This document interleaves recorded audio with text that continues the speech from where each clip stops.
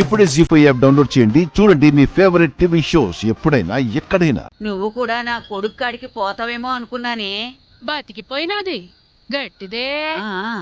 ఇన్నాళ్ళు నా బిడ్డ కోసమే బతికినాను.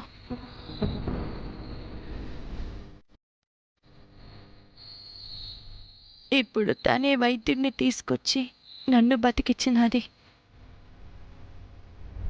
డాక్టర్ అయ్యా, చుట్టుపక్కల గూడాలకి ఆపదొస్తే కాపాడే నాదుడే లేడయ్యా. మిమ్మల్ని దేవుళ్ళ పూజించుకుంటామయ్యా, దేవుళ్ళ చూసుకుంటామయ్యా. నాకు పూజలు ఫీజులు ఏమీ వద్దమ్మా. అడవి ప్రాంతానికి రావాలంటేనే భయం వేస్తుంది. అలాంటిది ఇక్కడ ఉంటానా? మీ పిల్లల్లోనే ఎవరినైనా డాక్టర్ను చదివించండి. అంత చదువు చదివి కూడా ఇక్కడికి వచ్చి వైద్యం చేస్తారో లేదో తెలియదు. నారాయణమ్మ, జాగ్రత్తగా మందులు వేసుకో. ఏం కాదు, వస్తాను. ఏం పర్వాలేదమ్మా. అట్నే మా అమ్మని బ్రతికించారు, మీ రుణం ఎప్పటికీ తీర్చుకోలేదు. పర్వాలేదమ్మా, అది నా బాధ్యత. నేను దిగుపెట్టి వస్తాను డాక్టర్ గారు. పర్లేదమ్మా, ఈ పూట మునిస్వామి ఇంట్లో పడుకుని రేపు పొద్దునే వెళ్తానులే.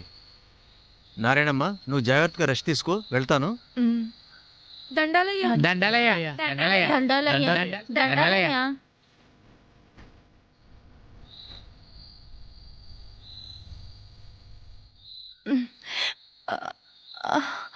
అమ్మా జాగ్రత్త అమ్మా, మెల్లిగా, నీకేం కాదమ్మా.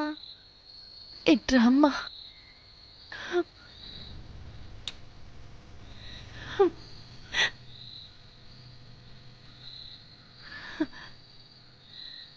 నేను బాగా చదివి డాక్టర్ అయితా.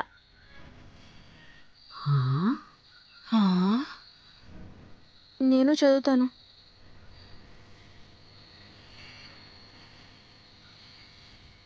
కూతుర్ని అల్లుణ్ణి నేను చదివిస్తానత్తా. ఊకోయే ఊకోయే, కూలికి పొమ్మంటేనే ఒకరోజు పోయి ఇంకో రోజు అడ్డం పడిపోతావు. శంకుని 8వ తరగతి తోలాలంటేనే పక్కూరికి పంపాల. దీనికే పనులు లేవు. డాక్టర్ చదువు అంటే మాటలేటి. డబ్బులు గలగలాడేటోళ్ళే ఒక బిడ్డను ఎంచుకొని చదివిస్తారు. మన శాతనవుద్దా?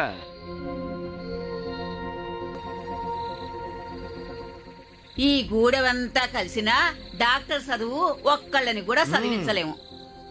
నాయనమ్మా, శంకు బావా చదువుకుంటానంటే నేను కూలికి పోతా.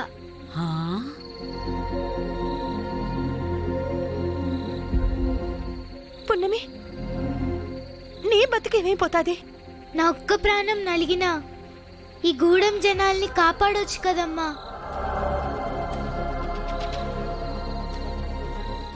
శంకు డాక్టర్ అయితే నీ బిడ్డను చేసుకుంటాడు, మన కళ్ళ ముందే తిరుగుతాడు. నిజమేనే నారాయణమ్మా. నా కొడుకు ఈళ్ళ కట్టం మీద డాక్టర్ అయ్యి సోకపడితే బావుండు. నాకంతే చాలు. జీ5 యాప్ డౌన్లోడ్ చేసి అన్ని ఎపిసోడ్స్ పూర్తి ఉచితంగా చూడండి.